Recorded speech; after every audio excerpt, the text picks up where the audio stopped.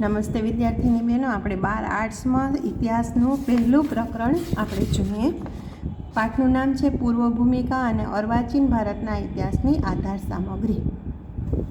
ઐતિહાસિક સાધન સામગ્રી વિના આપણે ઇતિહાસ જાણી શકતા નથી.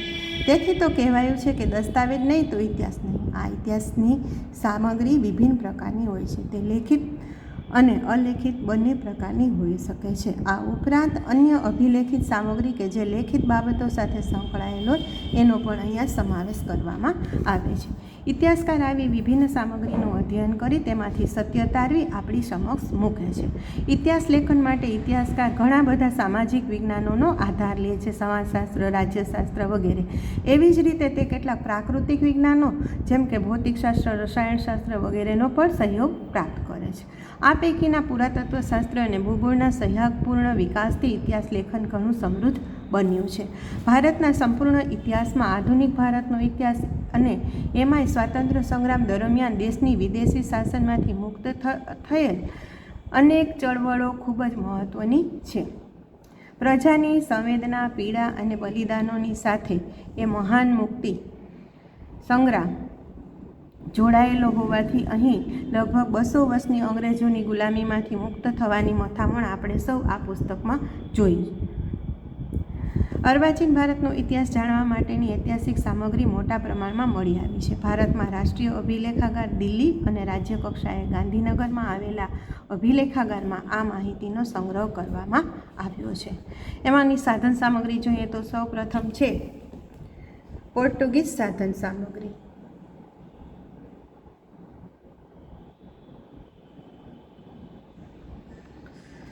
પોર્ટુગીઝ નાવિક વાસ્કો દ ગામા ભારતમાં આવ્યો ઈસવીસન 1498. ત્યારથી લઈને 1963 સુધીની પોર્ટુગીઝ ઇતિહાસ સાથે સંકળાયેલ સાધન સામગ્રીનો અહીં સમાવેશ થાય છે. આ સમયને લગતા મહત્વપૂર્ણ દસ્તાવેજો ભારતમાં પોર્ટુગીઝોનું મુખ્ય મથક બનેલા ગોવામાંથી મળી આવ્યા. સાથે સાથે એ સમયની પોર્ટુગીઝ શાસનતંત્ર દ્વારા ભારતીય પોર્ટુગીઝ કંપનીનો પત્રવ્યવહાર અને દસ્તાવેજોનો સમૂહ પોર્ટુગલના પાટનગર લિસ્બન ખાતે સંગ્રહિત. અહીંથી અંગ્રેજો લિસ્બન લઈ ગયા. ભારતના આધુનિક ઇતિહાસકારોએ આ દસ્તાવેજોનું અધ્યયન કરી પોર્ટુગીઝ કંપનીનો ઇતિહાસ તૈયાર કર્યો. ગોવા અને લિસ્બનના દસ્તાવેજો પર આધારિત એક મહત્વપૂર્ણ ગ્રંથ F.C. ડનવર્સે, એનું નામ છે report on the Portuguese records, 1892માં પ્રસિદ્ધ કર્યો. સુરેન્દ્રનાથ સેન જેવા ભારતીય ઇતિહાસકારે ગોવાના દસ્તાવેજોનું અધ્યયન કરી વિસ્તૃત અહેવાલ તૈયાર કર્યો. પોર્ટુગીઝ ગવર્નર અને પ્રવાસીઓની નોંધોમાંથી પણ એ સમયની માહિતી મળે છે. વાસ્કો દ ગામા, આલ્બુકર્ક, ડોમેઝો પાએઝ વગેરે અને કોઈ પણ પાદરીઓ અહીંયા આવ્યા, એ લોકોએ પણ આમાં મહત્ત્વપૂર્ણ નોંધો લખી. વિદેશથી ધર્મ પ્રચાર કરવા પાદરીઓ આવતા. તત્કાલીન ભારતીય ભાષાઓમાંથી પણ પોર્ટુગીઝો વિશે ઘણી માહિતી મળે છે.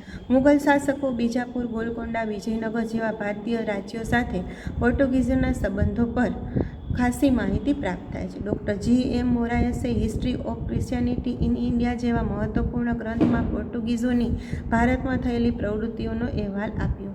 ભારતીય વિદ્યાભવન ગ્રંથ શ્રેણીના આધુનિક ભારત વિશેના ગ્રંથોમાં પણ ડૉક્ટર R.C. મજુમદાર જેવા સમર્થ ઇતિહાસકાર અને અન્ય ઇતિહાસકારોએ ભારતમાં પોર્ટુગલ રાજ્ય શાસનનો અહેવાલ અને ઇતિહાસ આલેખ્યો. મુંબઈ ગેઝેટિયર અને કેમ્બ્રિજ ઇન્ડિયન હિસ્ટ્રી ગ્રંથ શ્રેણીમાં પણ ભારતમાં પોર્ટુગીઝોની રાજકીય અને આર્થિક પ્રવૃત્તિઓની માહિતી મળે છે. પોર્ટુગીઝ કંપની ભારતમાં એસ્ટાડોડા ઇન્ડિયા તરીકે ઓળખાતી હતી. ડચ સાધન સામગ્રી VOC એટલે કે વેરીનિસી ઈસ્ટ ઇન્ડિઝ કેમ્પેના તરીકે ઓળખાતી ડચ ઈસ્ટ ઇન્ડિયા કંપનીના ભારત સાથેના સંબંધની ઐતિહાસિક માહિતી તેના મુખ્ય મથક બટાવિયામાંથી મોટા પ્રમાણમાં ઉપલબ્ધ થાય છે. એમ્સ્ટરડમના કેન્દ્રીય અભિલેખાગારમાંથી પણ ભારત સાથેના ડચ પ્રજાના રાજકીય અને વ્યાપારિક સંબંધોની માહિતી મળે છે. વળી કોચીન, ચિન્સુરા, કોલંબો, હેગ અને રીગા જેવા ભારતીય અને વિદેશી કેન્દ્રોના દફતરોમાંથી પણ ડચ ઈસ્ટ ઇન્ડિયા કંપની વિશે ઐતિહાસિક સામગ્રી પ્રાપ્ત થાય છે. શ્રીલંકાના કોલંબોમાંથી ડચ ઈસ્ટ ઇન્ડિયા કંપનીના 8000 કરતાં વધારે દસ્તાવેજો મળી આવ્યા. કુશિયર, ગેલેટી, બર્ગ અને ગ્રુટ જેવા ઇતિહાસકારોએ આ કંપની સાથે સંકળાયેલા લગભગ 15 જેટલા આધુનિક ગ્રંથો સંપાદિત કર્યા. ફ્રેન્ચ સાધન સામગ્રી ફ્રેન્ચ ઈસ્ટ ઇન્ડિયા કંપની સાથે સંકળાયેલા મહત્વપૂર્ણ દસ્તાવેજો ફ્રાન્સના પેરિસમાં આવેલા કેન્દ્રીય અભિલેખાગારમાં છે. ભારતમાં તેમની મહત્વપૂર્ણ પ્રવૃત્તિઓ ચેન્નાઈ, મૈસૂર અને હૈદરાબાદ સાથે સંકળાયેલી છે. તેના સરકારી અભિલેખાગારોમાં આ કંપનીની પ્રવૃત્તિઓનો ઇતિહાસ મળી આવે છે. 17મી અને 18મી સદીઓમાં ભારતમાં આવેલા બર્નિયર, ટેવર્નિયર અને થેવેનો જેવા ફ્રેન્ચ પ્રવાસીઓની પ્રવાસ નોંધોમાંથી પણ આ સમયનો ઇતિહાસ અને ખાસ તો ભારતની આર્થિક પરિસ્થિતિનો ચિતાર મળી આવે છે. ઇન્ડિયા ઓફિસ લાઇબ્રેરી, લંડન અને દિલ્હીના રાષ્ટ્રીય અભિલેખાગારમાં આ કંપનીને લગતા દસ્તાવેજો મળે છે. આધુનિક ગ્રંથોના G.B. મેલેસનના પુસ્તક history of the French in India મહત્વપૂર્ણ છે. આ ઉપરાંત ડોડવેલનું મદ્રાસ આજ્ઞાપત્રનું કેલેન્ડર અને ડુપ્લે એન્ડ ક્લાઇવના ગ્રંથો પણ અગત્યના છે. લોરેન્સનો ગ્રંથ એંગ્લો ફ્રેન્ચ વોર મહત્વપૂર્ણ ઐતિહાસિક સાહિત્ય છે. આનંદરંગ પિલ્લાઈની નોંધો અને એંગ્લો ફ્રેન્ચ વોરને 12 ગ્રંથોમાં પ્રસિદ્ધ કરવામાં આવી. વિકલિન્સને લખેલ દક્ષિણ ભારતના ઇતિહાસની રૂપરેખા પણ ઐતિહાસિક સામગ્રી ધરાવતો ગ્રંથ હોવાથી પર્યાપ્ત માહિતી પૂરી પાડે છે. પછી છે બ્રિટિશકાલીન સાધન સામગ્રી. આ આપણને શોર્ટ નોટમાં પ્રશ્ન પૂછાઈ શકે છે. ભારતમાં બ્રિટનની ઈસ્ટ ઇન્ડિયા કંપનીનું 1757થી 1857 સુધી શાસન રહ્યું. એ પછી 1858થી 1947 બ્રિટિશ તાજનું શાસન આવ્યું. 1857ના વિપ્લવ પછી ભારત પર લગભગ 200 વર્ષ જેટલા લાંબા સમય સુધી બ્રિટિશરોએ શાસન ચલાવ્યું હોવાથી બ્રિટિશકાલીન ઇતિહાસ જાણવા મોટા પ્રમાણમાં ઐતિહાસિક દસ્તાવેજો પ્રાપ્ત થયા. લંડનમાં ઇન્ડિયા ઓફિસ પુસ્તકાલયમાં ભારતને જાણવા માટે લગભગ 50,000 જેટલા ગ્રંથો બ્રિટિશકાલીન આવેલા છે. એટલું જ નહીં, દિલ્હી સ્થિત ભારતના રાષ્ટ્રીય અભિલેખાગારમાં પણ બ્રિટિશકાલીન ભારત સાથે સંકળાયેલા અનેક દસ્તાવેજો મળી આવે છે. ભારતના મોટાભાગના વિસ્તારોમાંથી 1857 સુધીમાં બ્રિટિશ શાસન સ્થપાઈ જતાં વિભિન્ન ભારતીય પ્રદેશોમાં આવેલા અભિલેખાગાર અને પુસ્તકાલયોમાં ઘણા બધા ગ્રંથો સંગ્રહિત થયા છે. આધુનિક ભારતીય તેમજ તત્કાલીન અંગ્રેજ ઇતિહાસકારોએ પણ બ્રિટિશકાલીન ભારત પર મહત્વપૂર્ણ ગ્રંથો લખ્યા. અંગ્રેજ ઇતિહાસકારો અને લેખકોમાં B.A. Smith, P.E. Roberts, Thomson and Garrett, sir William Jones, colonel Tod, Alexander Forbes, viceroy Curzon Walker અને J.W. વોટસનનો સમાવેશ થાય છે. અને થોમ્સન એન્ડ ગેરેટે કેમ્બ્રિજ હિસ્ટ્રી ઓફ ઇન્ડિયા નામનું પુસ્તક લખ્યું. ભારતમાં ઈસ્ટ ઇન્ડિયા કંપનીના શાસનકર્તાઓ ઉપર પણ ઘણા પુસ્તકો લખાયા. ક્લાઇવ અને વોરન હેસ્ટિંગ જેવા શરૂઆતના ગવર્નર જનરલના જીવન અને કવન વિશે ઘણા પુસ્તકો લખાયા. એ જ રીતે Cornwallis, Wellesley, William batting, Oakland, L.N. બરો, Dalhousie, Litan, Ripon, Curzon, mount batten, આ બધા ઉપર પણ ઘણા પુસ્તકો લખાયા. ઈસવીસન 1857ના મહાવિદ્રોહોને લગતી સાધન સામગ્રી. ભારતમાં 1857ના મહાવિદ્રોહ વિશે ખાસ કરીને સ્વતંત્રતા બાદ મોટા પ્રમાણમાં ઐતિહાસિક સાહિત્ય રચાયું. આ મહાવિદ્રોહ સાથે સંકળાયેલા દસ્તાવેજો ભારતીય પુરાતત્વ ખાતા તેમજ લંડનની કોમનવેલ્થ કચેરીના ગ્રંથાલયમાં સંગ્રહિત છે. આ મહાવિદ્રોહ વિશે સૌપ્રથમ 1859માં સર સૈયદ અહેમદે લખાણ કર્યું હતું. ત્યારબાદ વીર સાવરકરે 1857ના મહાવિદ્રોહને ભારતનો પ્રથમ સ્વતંત્રતા સંગ્રામ આલેખતું પુસ્તક લખ્યું. સુરેન્દ્રનાથ સેને સૌથી મહત્વપૂર્ણ કહી શકાય તેવો 1857 નામનો ઐતિહાસિક ગ્રંથ લખ્યો. સ્વાતંત્ર્ય પછી ભારતમાં આ મહાવિદ્રોહ વિશે ખૂબ મોટા પાયે સંશોધનો થયા, જેમાં R.C. મજુમદાર જેવા સમર્થ ઇતિહાસકારે ધ સિપોય મ્યુટિની ઓફ ઇન્ડિયા 1857 લખ્યું. S.B. ચૌધરી, બિપિનચંદ્ર સુમિત સરકાર જેવા ભારતીય ઇતિહાસકારોએ આ મહાવિદ્રોહ વિશે મહત્વપૂર્ણ ગ્રંથો લખ્યા.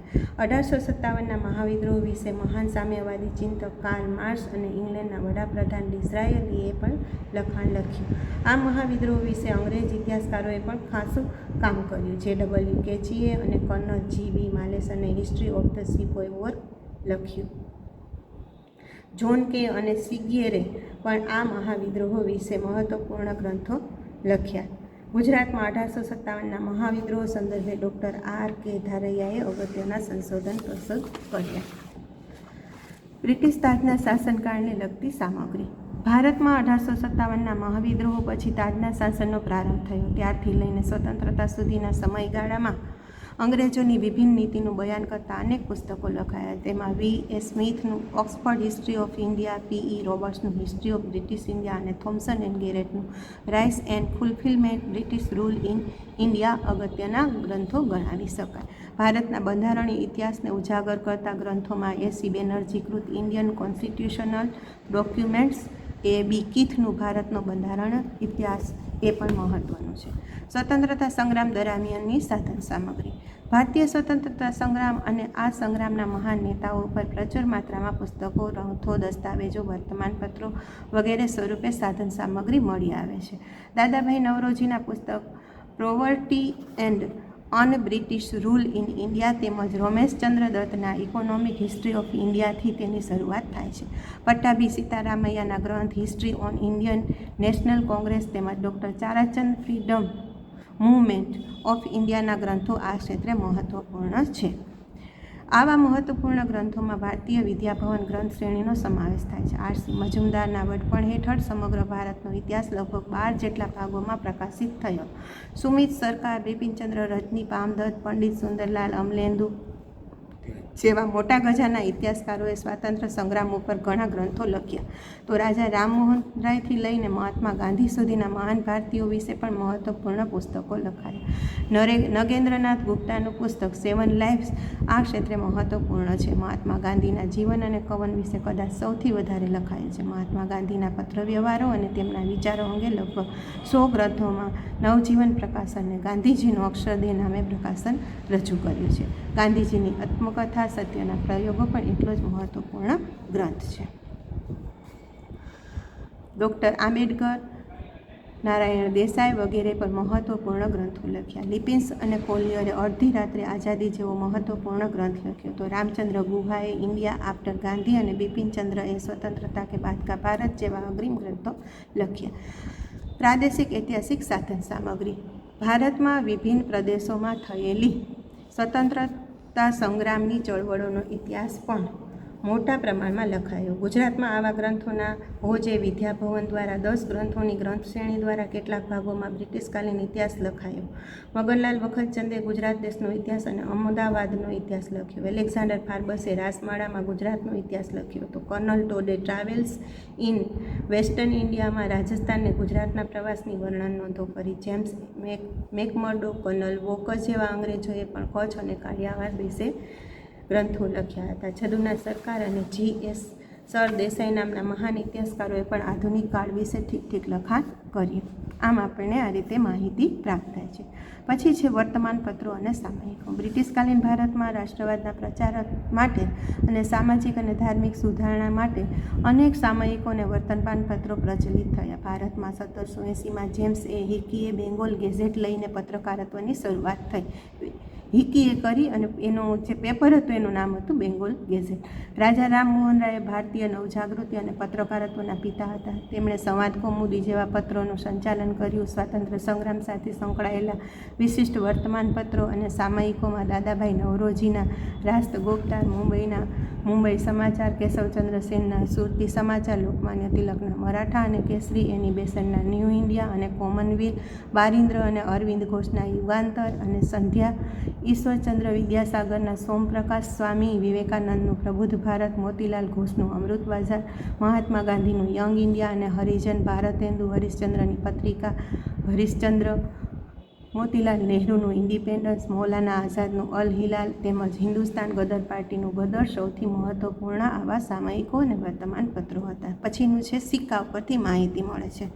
બ્રિટિશરોએ ભારતમાં પોતાની સિક્કા પદ્ધતિ અમલી બનાવી 1834માં. તે પૂર્વે મુગલ બાદશાહોના સિક્કા જેમાં દામ અને રૂપિયાનો સમાવેશ થાય છે તે પ્રચલિત હતા. કંપની શાસનકાળ દરમિયાન સોનાના ગિની પ્રકારના અને ચાંદી તથા તાંબાના સિક્કા અમલમાં હતા. તાજના શાસનની શરૂઆત ઈસવીસન 1818માં થતાં રાણી વિક્ટોરિયાની છબીવાળા અને વિક્ટોરિયા ક્વીન લખેલા સિક્કા પ્રચલિત થયા. એડવર્ડ સાતના સિક્કા બોડિયા રાજાના સિક્કા તરીકે ઓળખાતા, જ્યારે રાજા જ્યોર્જ પંચમના સિક્કા તાજ અને શાહી પોશાકવાળા પ્રચલિત બન્યા. ભારતમાં બ્રિટિશ પ્રાંતોમાં બ્રિટિશ સિક્કાનું ચલણ હતું, જ્યારે હિન્દના દેશી રજવાડાના રાજાઓ પોતાની રીતે સિક્કા બહાર પાડી શકતા. સૌરાષ્ટ્ર, કચ્છ અને વડોદરાના રાજાઓ તથા અન્ય ભારતીય રાજાઓ એ સિક્કા ઉપરની જે માહિતી લખતા એ દેવનાગરી લિપિમાં લખાતી હતી. ભારતમાં આવેલી વિભિન્ન યુરોપીય સત્તાઓના આગમનથી ક્રમશઃ ભારતમાં પરિવર્તન થતું રહ્યું. છેવટે બ્રિટિશ ઈસ્ટ ઇન્ડિયા કંપનીએ 1757માં પોતાના શાસનનો પ્રારંભ કર્યો. બ્રિટિશ સત્તા લગભગ 200 વર્ષ સુધી ભારત પર ચાલતી રહી. બ્રિટિશ સત્તાની વિભિન્ન નીતિઓ વિશે અંગ્રેજીમાં ઐતિહાસિક સામગ્રી પ્રાપ્ત થાય છે. તો સ્વાતંત્ર્ય સંગ્રામ વિશે પણ મોટી માત્રામાં ભારતીય તથા વિદેશી ભાષામાં ઐતિહાસિક સાધન સામગ્રી મળી આવે છે. લગભગ 100 વર્ષ લાંબા ચાલેલા સ્વાતંત્ર્ય સંગ્રામ અને તેના અગ્રગણ્ય નેતાઓ વિશે પણ માહિતી મળે છે. આ બધી બાબતોને ધ્યાનમાં લઈ આધુનિક ઇતિહાસકારોએ આધુનિક ભારતનો ઇતિહાસ લખી સ્વતંત્રતા સંગ્રામના ઇતિહાસ પર પ્રકાશ પાથર્યો છે. નમસ્તે. અહીંયા આ ચેપ્ટર પૂરું થાય છે. તમારે કમ્પ્લીટ એનું સ્વાધ્યાય કરવાનું રહેશે.